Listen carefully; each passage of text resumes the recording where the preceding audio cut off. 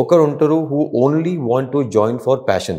Okay చిన్నప్పటి నుంచి uniform వేసుకోవాలి, సర్వ్ చేయాలి, ఫైట్ చేయాలి, అట్లా ఉంటారు. Now this both combination used to be currently in the army right now. Okay But Agnipath scheme is giving an opportunity for people to army to be a younger force okay where people can join for sheer passion. Okay ఒక 18 years లో join చేస్తారు. They can serve for 3 to 5 years or 3 years. దాని తర్వాత they will be getting benefits to go outside and serve in civil. 3 years tour of duty చేసుకుంటే ఒక fit young fighting force ఉంటుంది. People who are serving will be sure passionate. వాళ్ళకి అక్కడే train చేసుకోవాలి, అక్కడే serve చేసుకోవాలి, and they want to serve the nation. And దాని తర్వాత దో స్కిల్స్ తీసుకొని బయట వస్తే at 22, 23, 25 years, they will be respected, they will have more confidence, Okay. they will have better personality, better decision making skills to do anything they want outside. వాళ్ళకి farming చేసుకోవాలి, business చేసుకోవాలి, job చేసుకోవాలి.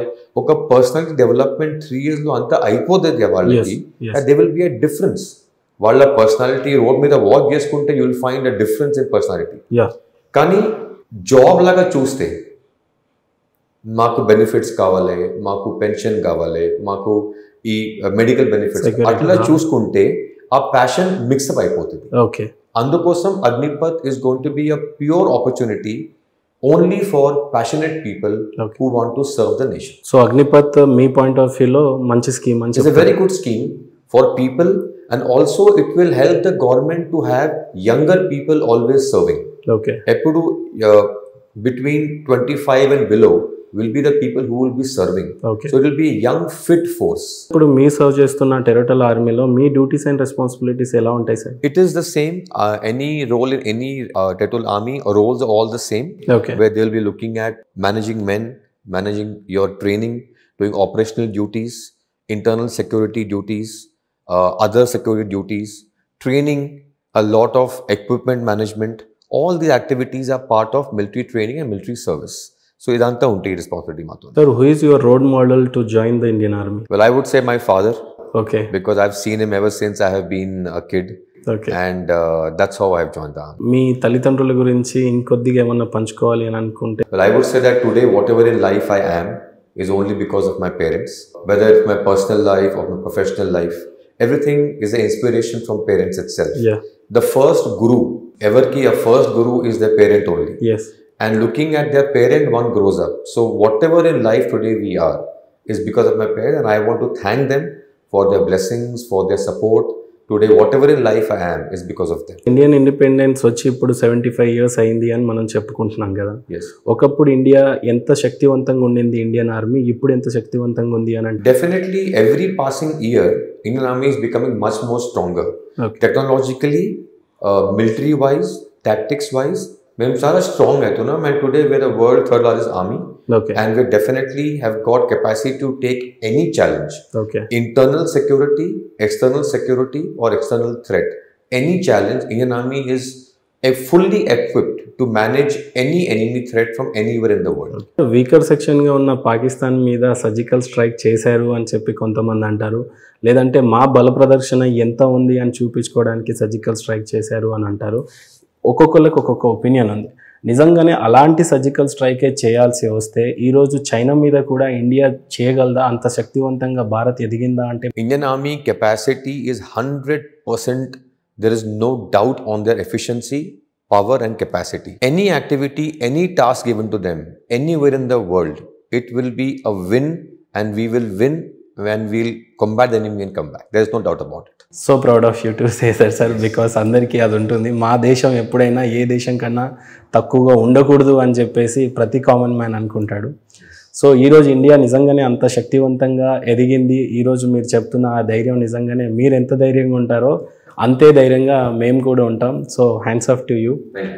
Security గురించి మనం మాట్లాడుతున్నప్పుడు పుల్వామా దాడి కూడా ఒక సిఆర్ఎఫ్ క్యాన్వాయ్ మీద వెళ్తున్నప్పుడు అంత ఇండియన్ ఆర్మీ సెక్యూరిటీని దాటి వచ్చి పుల్వామా అంటే మన వెళ్తున్న క్యాన్వాయ్ మీద అటాక్ జరగటం అనేది ఏ రకంగా చూడొచ్చు సార్? అంటే ఎక్కడ ఏ సెక్యూరిటీ లోపం జరిగిందని అంటారు? ఇండియాలోకి చొరబడి అంత పెద్ద బ్లాస్టింగ్ చేయడం ఇదంతా ఎలా జరిగిందని అంటే? Actually, అది చాలా అన్ఫార్చునేట్ ఇన్సిడెంట్ అయిపోయింది. సెక్యూరిటీ ఫోర్సెస్ లో there is army convoys also, there is CRPF convoy also.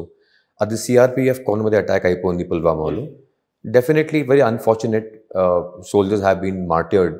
It shouldn't have happened. Adi definitely some kind of security breach, but the attacker also knew, what is he doing. So they definitely planned it, and it's unfortunate we could not avoid it. But in future, I think there was learning experience. We should be very careful. And Kashmir, J&K lo, there is lot of activity going on, and the terrorists, the militants keep planning attacks on us. Yes. We can ensure everything to be ready. But attacks keep happening, and there are incidents which are unfortunate. We keep learning with each incident, and it was very unfortunate. ఇండియాలో Kashmir is also part of India.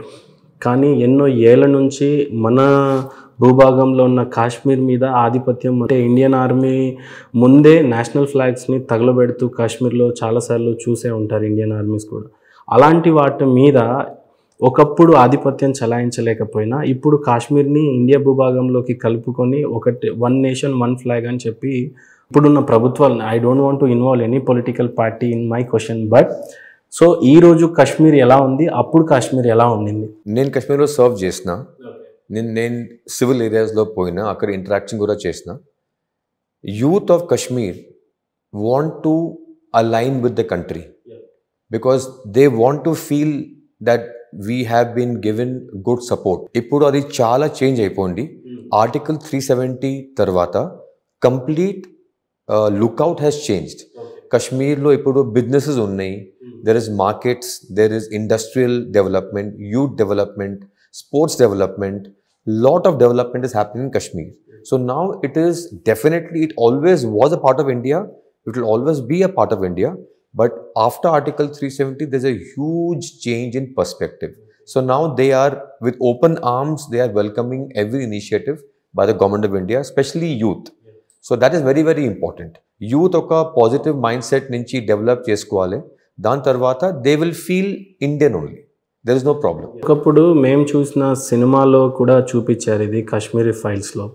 అంటే Hindu Brahmins పండితులని అక్కడున్న local militants లాగానే కనిపించి, అంటే I'm sorry to say that, అంటే ఎన్నో అరాచకాలు జరుగుతున్నాయి ఆ టైంలో. అంటే హిందూ దేవాలయాల మీద అటాక్ చేశారని, లేకపోతే హిందూ పండితులన్నీ వాళ్ళ మెడల్ కోసి ఎంతనో హింసిస్తున్నప్పుడు అప్పుడు ఇండియన్ ఆర్మీ ఏం చేస్తుంది సార్ ఆ టైంలో? ఎలాంటి రోల్స్ ఉండేవి ఆ టైంలో? Indian army has roles. It is called internal security duties in counter insurgency areas.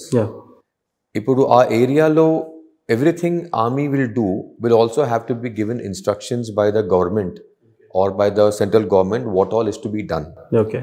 So as per the task given, they operate accordingly.